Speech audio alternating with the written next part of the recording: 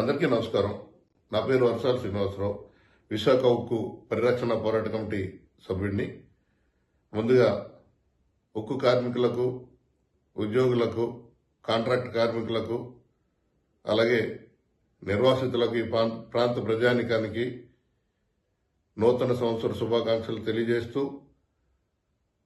విశాఖ ఉక్కు తెలుగువారి హక్కు, విశాఖ ఉక్కు ఉత్తరాంధ్ర జీవనాడి అని గత 1400 రోజులుగా మనం చేస్తున్నటువంటి పోరాటానికి రాష్ట్ర వ్యాప్తంగా విద్యార్థి సంఘాలు, యువజన సంఘాలు, మహిళా సంఘాలు, వివిధ రాజకీయ పార్టీలు, మేధావులు, కవులు, కళాకారులు మనకి సహకరిస్తున్న వారందరికీ కూడా ఎలక్ట్రానిక్ మీడియా, ప్రింట్ మీడియా ప్రతినిధులకు అందరికీ కూడా పేరు పేరున విశాఖ ఉక్కు పరిరక్షణ పోరాట కమిటీ తరఫున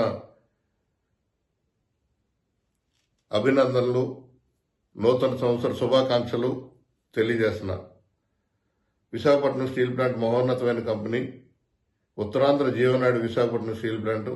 ఈ పరిశ్రమని 100% అమ్మేయాలి, అమ్మనేయకపోతే మూసేయాలని చెప్పి 2021 జనవరి 27న కేంద్ర ప్రభుత్వం పార్లమెంటు సాక్షిగా ప్రకటించిన ధర్మేళ ఆనాటికి లాభాల్లో ఉన్నటువంటి కంపెనీ నేడు నష్టాల దిశగా నెట్టి ఈ పరిశ్రమని ఆదానికో అంబానికో అమ్మేయాలి, కట్టబెట్టాలి, ముట్ట చెప్పాలని చెప్పి కేంద్రం చేసిన కుట్రలను భగ్నం చేస్తూ విశాఖపట్నం స్టీల్ ప్లాంట్ ఉద్యోగులు, ఈ ప్రాంత ప్రజానికం రాష్ట్ర వ్యాప్తంగా పెద్ద ఎత్తున నిరసన తెలియజేయడం జరిగింది.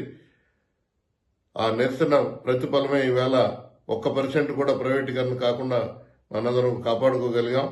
అయితే కేంద్ర ప్రభుత్వం పన్నిన కుట్రలో విశాఖపట్నం స్టీల్ ప్లాంట్ భారీ పరిశ్రమ, ఆసియాలోనే సముద్ర తీరంలో ఉన్నటువంటి ఏకైక పెద్ద పరిశ్రమ.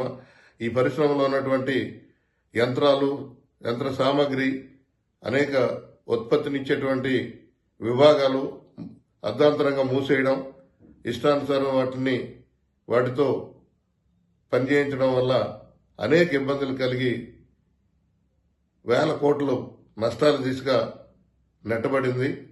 ఉత్పత్తిని తగ్గించేయడం వల్ల నష్టాల దిశగా వెళ్ళిపోవడం జరిగింది.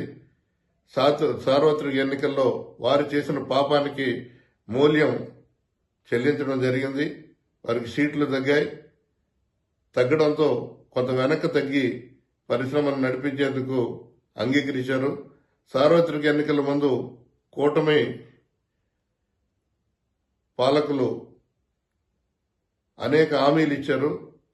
ఈ 6 నెలలుగా ఏ ఒక్క హామీ కూడా నిలబడలేని పరిస్థితి. కేవలం బ్యాంకులను పరిపుష్టి చేయడం కోసం 1600 కోట్ల రూపాయలు ఇచ్చి ఏదో ఇచ్చామని చెప్పుకునే ప్రయత్నం చేస్తున్నారు. అది దుర్మార్గమైన చర్య. విశాఖపట్నం స్టీల్ ప్లాంట్ పూర్తి స్థాయి ఉత్పత్తిని తీయాలి, సెయిల్లో విలీనం చేయాలి. గత 2017 నుంచి కార్మికులు కోల్పోయినటువంటి అనేక ఆర్థిక ప్రయోజనాలని తిరిగి వారికి ఇవ్వాలి.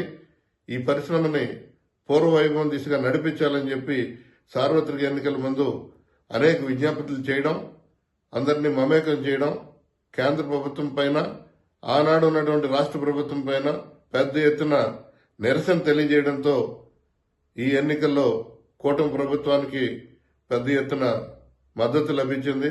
మద్దతు తీసుకున్న వారు కూడా వ్యంగ్యాస్త్రాలు వేస్తూ విశాఖపట్నం స్టీల్ ప్లాంట్ పట్ల సరైన రీతిలో స్పందించకపోవడం అన్నది దుర్మార్గమైన అంశం. విశాఖపట్నం స్టీల్ ప్లాంట్ ఎప్పటికైనా సరే గత 6 నెలలుగా కాంట్రాక్ట్ కార్మికుల జీతాలు లేవు, 4 నెలలుగా పర్మనెంట్ ఉద్యోగుల జీతాలు లేవు. జీతాల కోసం అడుగుతుంటే అనేక రకాలుగా మాట్లాడడం జరుగుతుంది.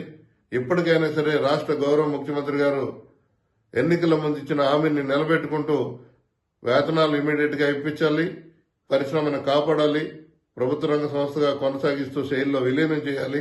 ఆ దిశగా భారత ప్రధానమంత్రితో మీరు ప్రకటన చేయించాలి అని మీ ద్వారా కోరుతూ, అసలు ప్లాంటే పెట్టని నక్కబెల్లో ఉన్నటువంటి మెటల్ పరిశ్రమకు మైన్స్ ఇవ్వండి అని అడుగుతున్నారు.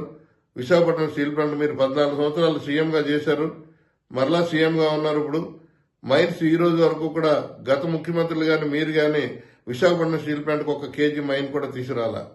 ఈ పరిస్థితుల్లో విశాఖపట్నం స్టీల్ ప్లాంట్ని కాపాడాలని చెప్పి ఇప్పటికైనా సరే శాశ్వత పరిష్కారం తీసుకుని త్యాగాలు, పోరాటాలు, బలిదానాలతో వచ్చినటువంటి విశాఖపట్నం స్టీల్ ప్లాంట్ని కాపాడవలసిందిగా మీకు విజ్ఞప్తి చేస్తూ, అలా చెయ్యని ఎడల గత ప్రభుత్వాలకు ఏర్పడిన పరిస్థితులే మీకు కూడా దాపురిస్తాయని చెప్పి విశాఖ ఉక్కు పరిరక్షణ పోరాట కమిటీ తరఫున మీకు హెచ్చరిక చేస్తూ, విశాఖ ఉక్కు మహోన్నతమైన కంపెనీ ఎన్ని కష్టాలు వచ్చాయినా సరే 4 నెలల నుంచి జీతాలు లేకపోయినా కార్మిక వర్గం భుజం కలిపి సుమారు 9,000 మంది కార్మికులు చనిపోయిన వారు కానీ రిటైర్ అయిన వారు కానీ స్థానంలో భర్తీ చేయకపోయినా భుజం కలిపి కార్మిక వర్గం విశాఖపట్నం స్టీల్ ప్లాంట్ని కాపాడుకుంటూ వస్తుంది.